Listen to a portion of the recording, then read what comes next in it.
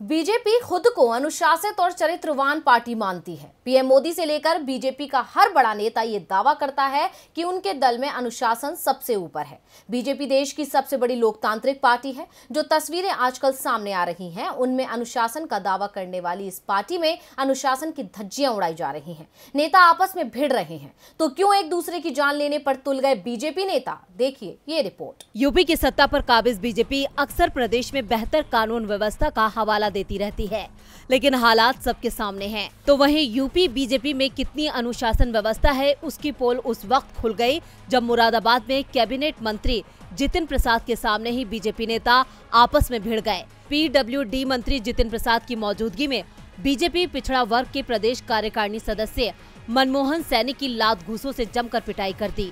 खबरों के मुताबिक बैठक के दौरान जितिन प्रसाद सभी बीजेपी नेताओं से उनके इलाकों की समस्याएं पूछ रहे थे। बैठक में मौजूद बीजेपी पिछड़ा वर्ग मोर्चा के प्रदेश कार्यकारिणी सदस्य मनमोहन सैनी ने लाइन पार के विकास का मुद्दा उठाया।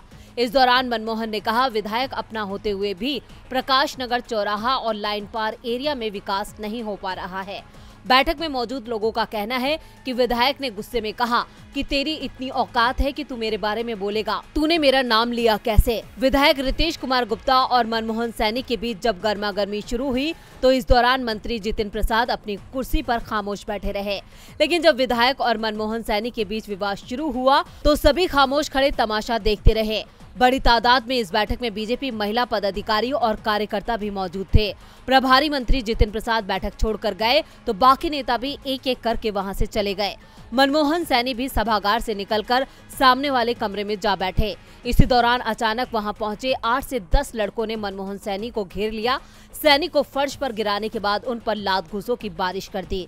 मीडिया से बात करते हुए मनमोहन सैनी ने कहा, मुझे जान से मारने के लिए ये हमला हुआ है। मनमोहन सैनी ने कहा कि हमला करने वाले बीजेपी कार्यकर्ता नहीं थे, बल्कि बाहरी लोग थे। अब मनमोहन सैनी इस घटना के पीछे बीजेपी नेता का हाथ होने से इनकार कर रहे हैं, लेकिन सच्चाई क्या है ये सबको पता चल गया है। डीबी लाइव की रिपोर्ट।